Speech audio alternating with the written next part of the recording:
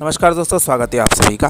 दोस्तों, वर्ष 2018-19 के रेल बजट में अम्ब्रेला वर्क के रूप में शामिल की गई थी सोलापुर तुलजापुर उस्मानाबाद 84 किलोमीटर की नई रेल लाइन, जिसका कि सर्वे वर्ष 2004-05 में किया गया था।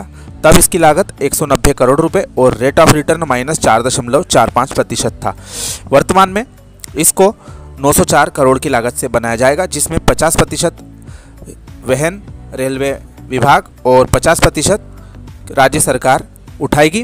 पिछले बजट में 2021-22 में 10 करोड़ रुपए इस परियोजना हेतु केंद्र सरकार के द्वारा दिया गया था। वहीं 10 करोड़ फिर से इस वर्ष भी आवंटित किए गए हैं। वहीं इस परियोजना के लिए उस्मानाबाद से भूमि सर्वेक्षण शुरू कर दिया गया है तथा मार्ग की लाइन मार्किंग का कार्य कुछ महीने पहले पूरा कर दिया गया था। वहीं अब सर्वे का कार्य रेलवे विभाग के अधिकारी व भू अभिलेख कार्यालय के द्वारा संयुक्त रूप से किया जा रहा है। उस्मानाबाद तालुका के 9 गांवों से भूमि हस्तांतरित की जाएगी। इस तालुका के 9 गांवों में रेलवे के द्वारा सीमांकन किया गया है। उपाला गांव में यह काम पूरा किया जा चुका है। सांझा में यह प्रक्रिया शुरू हो गई है। शेष गांवों में जल्दी ही प्रक्रिया शुरू की जाएगी। जिस गाँव में यह प्रक्रिया की जानी है उस गाँव में सूचना दी जाती है तथा कई किसानों के इस समय उपस्थित न होने से यह कार्य की गति प्रभावित होती है। लेकिन उस्मानाबाद और तुलजापुर में इस निर्माण कार्य के लिए प्रक्रिया शुरू की जा चुकी है, लेकिन सोलापुर ज़िले में अभी शुरू नहीं किया गया है। फिलहाल में सर्वेक्षण के लिए उस्मानाबाद तालुका को 22 लाख और तुलजापुर तालुका को 39 लाख रुपए दिए गए हैं। वहीं रेलवे के नक्शे पर इस परियोजना के आने पर माँ तुलजा भवानी का जो प्रसिद्ध मंदिर है वह रेलवे मार्ग से जुड़ जाएगा।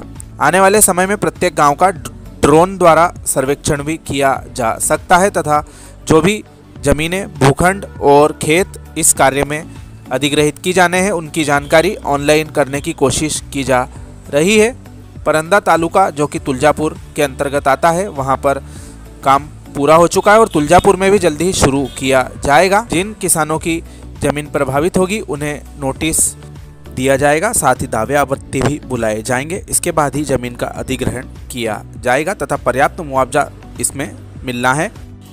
साथ ही जिन गांवों में यह कार्य किए जाना है संबंधित गांवों के किसान कार्यवाही के वक्त उपस्थित रहें और प्रशासन का सहयोग करें, ऐसी अपील भू अभिलेख विभाग और रेलवे विभाग के द्वारा की गई है।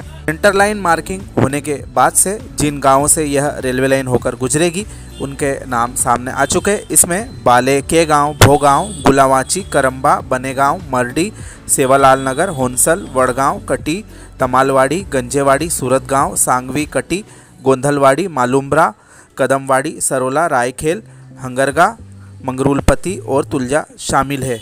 इन सब गांवों में से कुल 8 स्टेशन बनाए जाएंगे, जिसमें कि खेड़, मारडी, तामलवाड़ी, मालूम्ब्रा, रायखेल, तुलजापुर, वड़गांव और न्यू उस्मानाबाद का नाम शामिल है। कुल 3 बड़े रेल फ्लाईओवर हाईवे पर बनाए जाएंगे।